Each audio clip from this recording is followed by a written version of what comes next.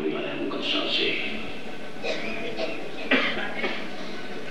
میں ان کے لیے درخواست کرتا ہوں، میں دنیا کے لیے درخواست نہیں کرتا، بلکہ ان کے لیے جنہیں تو نے مجھے دیا ہے، کیونکہ وہ تیرے ہیں، اور جو کچھ میرا ہے وہ سب تیرا ہے، اور جو تیرا ہے وہ میرا ہے، اور ان سے میرا جلال ظاہر ہوا ہے۔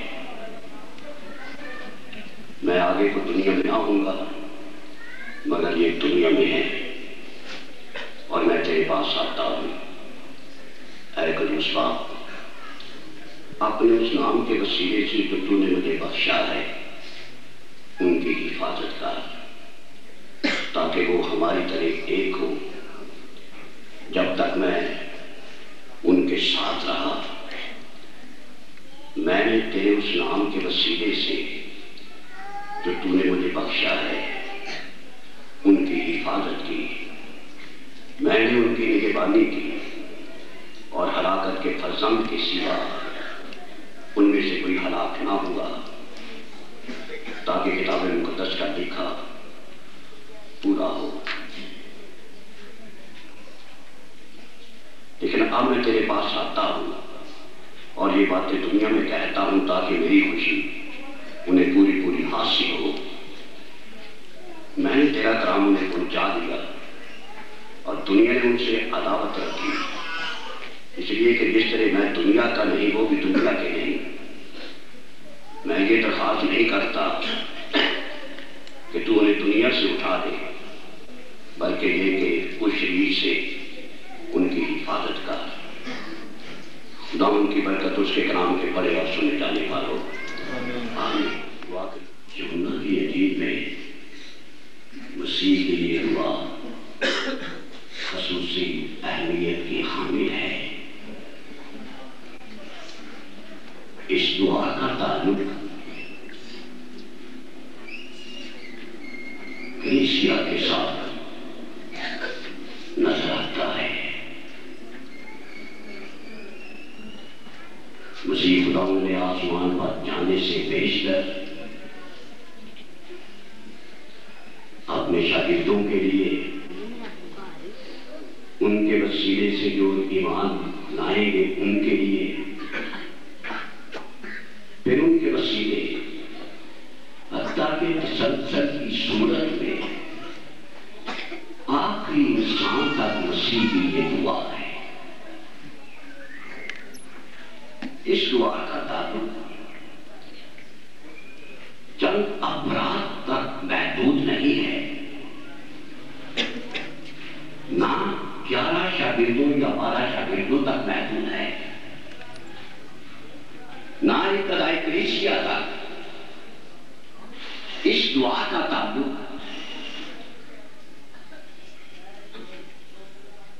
تمام شاگردوں کے ساتھ ہے، جامع کلیسیا کے ساتھ، خون خریدوں کے ساتھ، پہلے خون خریدے سے لے کر آخری خون خریدے تک، پہلے ایماندار انسان سے لے کر آخری ایماندار انسان تک اس کا تعلق ہے کہ اے باپ ان کو معاف کر، کیونکہ یہ نہیں جانتے کہ کیا کرتے ہیں۔ اس دعا کا جواب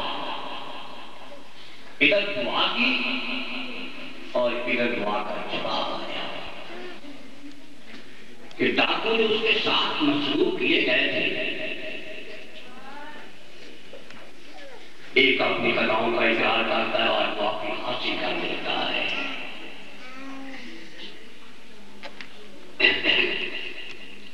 ہم اپنے کیے کی سزا پا رہے ہیں، اعتراف گناہ ہے۔ اس نے کوئی بیجا کام نہیں کیا، مسیح کی پاکیزگی کا اقرار۔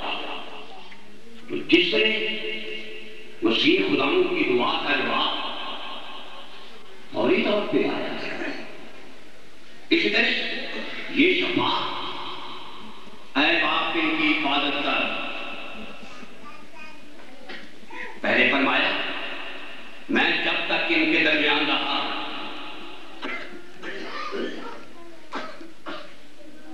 ان کی حفاظت کرتا رہا۔ اب کلیسیا کی حفاظت دو زمانے نظر آتے ہیں، ایک زمانہ ہے مسیح کا اور دوسرا زمانہ ہے خدا۔ اپنے زمانے میں بیان کیا خدا نے، میں ان کی حفاظت کرتا رہا، اور اب میں تیرے پاس آتا ہوں، تو ان کی حفاظت کر۔ اب حفاظت کا سلسلہ منقطع نہیں ہوا کہ مسیح خداوند ہمارے درمیان رہا یا کاش ہمارے درمیان ہوتا اور ہماری حفاظت کرتا۔ حفاظت کا سلسلہ بدل جاری، مسیح ادھر ہے تو ابھی ہم اس کی حفاظت میں ہیں، آسمان پہ چلا جائے یہ حفاظت کا انتظام اس کا ہے، باپ سے درخواست کرتا ہے باپ ان کی حفاظت فرما۔ یہ دعا ہم نے خود نہیں کی، ہم خود بنا کے طالب نہیں ہوئے، ہم خود حفاظت کے طلبگار نہیں ہوئے۔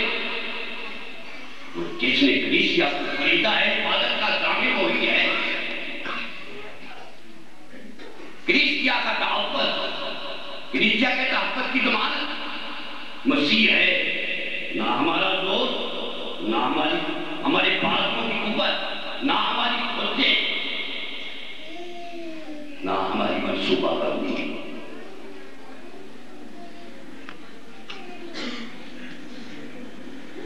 خداوند اپنے لوگوں کو ہمیشہ محافظ رہا ہے، گزشتہ دور میں بھی، اب بھی حفاظت کا ضامن وہی ہے، آئندہ بھی ہمارا محافظ رہے گا۔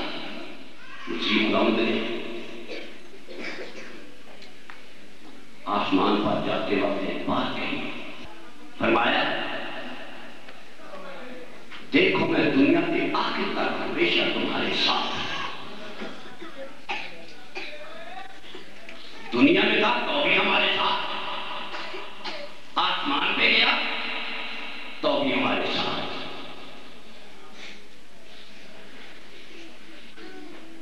لوگ اس حقیقت کو سمجھ نہیں پائے، سبب اس کا یہ ہے کہ پہلے وہ نظر آتا تھا، ہماری یہ جسمانی آنکھیں اسے دیکھتی تھی، اور اب ہے ہمارے ساتھ۔ فرق صرف یہ ہے کہ ہم اسے دیکھ نہیں پاتے۔ دنیا میں ایسی چیزیں ہیں جنہیں ہم محسوس کرتے ہیں لیکن دیکھ نہیں پاتے۔ ہوا چلتی ہے، ہوا ہم محسوس کرتے ہیں، ہوا کے زور سے پتے حرکت کرتے، ہمارے لباس متحرک ہوتے، بات متحرک ہوتے۔ ہوا چلتی ہے لیکن ہوا ہم دیکھ نہیں پاتے۔ کوئی بچہ کے بیان نہیں کر سکتا ہوا کا رنگ یہ ہے، ہوا سے ہماری نظریں گزر جاتی ہیں، ہوا تو بھی نظر نہیں آتی، اتنی لطیف ہے، نظر گزر جاتی ہے، وجود اس کا نظر نہیں آتا۔ اسی طرح سے مسیح خداوند ہے، کلام میں لکھا ہے خدا ہر جگہ ہے، جو یہ فرماتا ہے جہاں دو یا تین میرے نام سے اکٹھے ہو کے میں وہاں تمہارے درمیان۔ جو ہمارے درمیان ہے وہ ہم سے جدا نہیں ہے، جو وعدہ کرتا ہے دیکھو میں دنیا کے آخر تک ہمیشہ تمہارے ساتھ، اسے ظاہر ہوتا ہے کہ حفاظت کا یہ سلسلہ منقطع نہیں ہوا۔ باپ بھی حفاظت کرتا ہے اور بیٹا بھی حفاظت کرتا ہے۔ پہلے مسیح کام کرواتا ہے، میں ان کا محافظ رہا، اب حفاظت کا کام باپ نے خود کیا ہے۔ محافظ ایک نہیں یا دو نظر آتے ہیں۔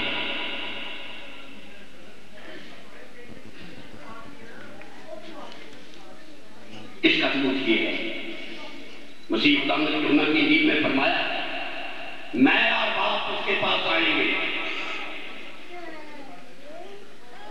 اس کے ساتھ سکونت کریں گے۔ باپ اور بیٹا اب دونوں متحد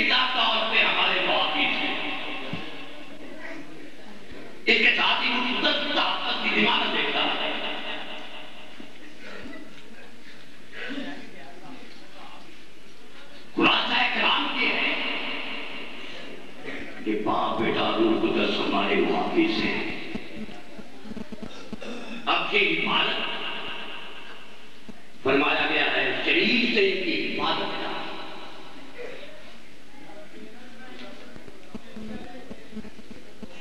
شریر کہتے ہیں اس انسان کو جو خدا کو بھول جاتا ہے۔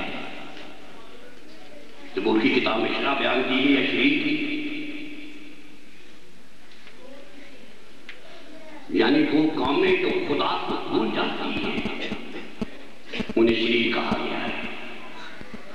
اسی طرح سے اس کا بچت پہ اطلاع کیا جائے تو ہر وہ بچت جو خدا کو چھوڑ دیتا ہے، جو خدا سے بے وفائی کرتا ہے، جو خدا کی صفات کو فراموش کر دیتا ہے، جو شرع الہی کو فراموش کرتا ہے، جو احکام خداوندی کو نظر انداز کرتا ہے، جو شرع خداوندی کا پابند عمل نہیں، شریر کہلاتا ہے۔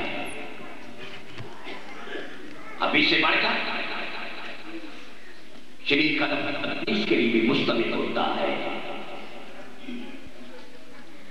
بیان کیا گیا ہے ساری دنیا شریر کے قبضہ میں پڑی ہے۔ پھر شرارت کی روحانی فوجوں کا ذکر آتا ہے جو آسمانی مقاموں میں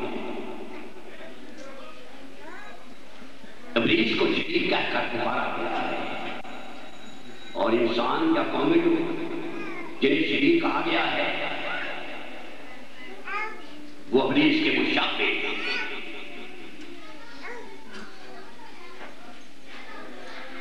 وہ جو ابلیس کے مشابہ، ابلیس نے خدا کو چھوڑ دیا ہے، بھول گیا ہے۔ اب اسی طرح سے وہ جو خدا کو بھول جاتے ہیں، خدا سے جدا ہو جاتے ہیں، شریر کہلاتے ہیں۔ بس ابھی لوگ خداوند نے حفاظت کا ذمہ لیا ہے۔ خداوند ہمیشہ اپنے لوگوں کا حافظ رہا ہے۔ دشمن آگے سے آئے یا پیچھے سے بات کرے، خداوند ہراول بھی ہے، جناب بھی ہے، آگے بھی ہماری خاطر جنگ کرتا ہے اور پیچھے بھی ہماری حفاظت کا ضامن رہتا ہے۔ دائیں بائیں چاروں اطراف ہمارا احاطہ کر دیتا ہے۔ زبور کی کتاب میں بیان کیا گیا ہے کہ خداوند اپنے لوگوں کو چاروں طرف سے گھیرے ہوئے ہے۔ اس کی حفاظت کس طرح کی؟ ابلیس سے بچاتا، شرارت کی روحانی فوجوں سے بچاتا، ابلیس کی حاکمیت سے بچاتا، شریر سے حفاظت یعنی ابلیس کی حاکمیت سے تحفظ۔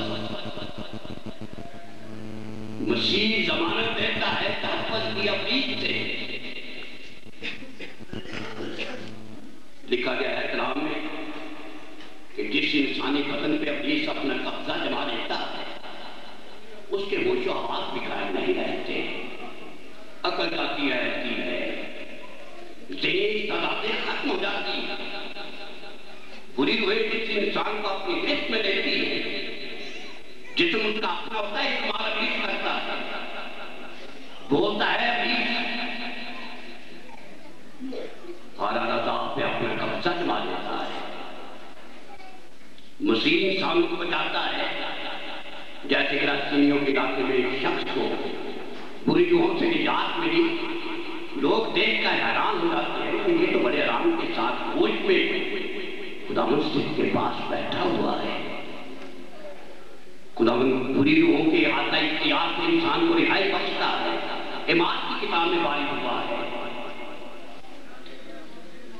اس طرح سے کہ خدا نے روح اور قدرت سے اسے مسح کیا،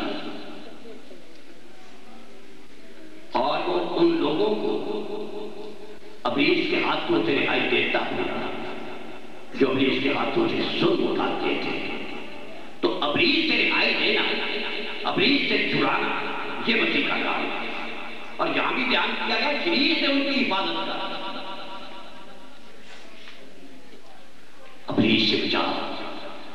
ابلیس کی حاکمیت سے بچا، ابلیس کے شر سے بچا لے، ابلیس کے جبر و تشدد سے بچا لے، جیسے ایوب پہ ابلیس جبر و تشدد کرتا ہے۔ فرمایا مجھے خداوند نے شاگردوں سے، شمعون اے شمعون،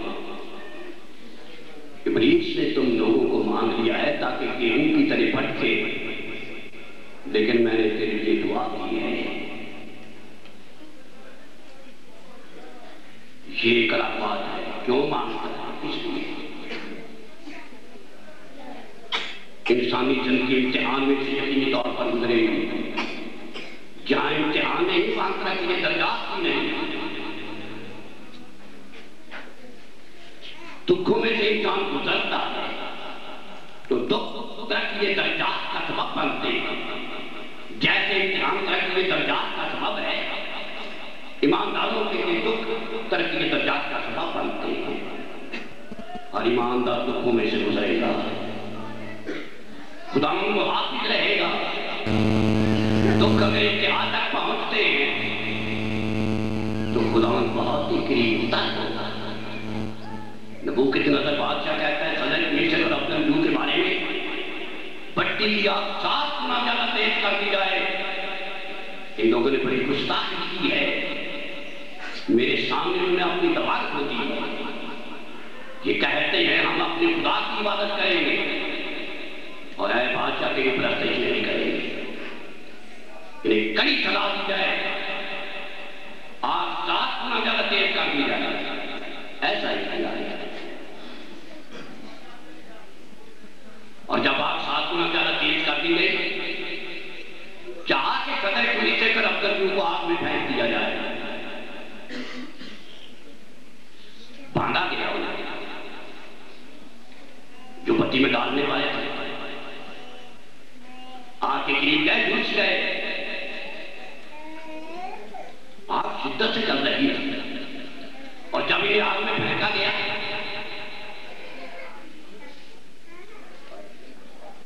آگ بے سرد ہو جاتی ہے ان کے لیے۔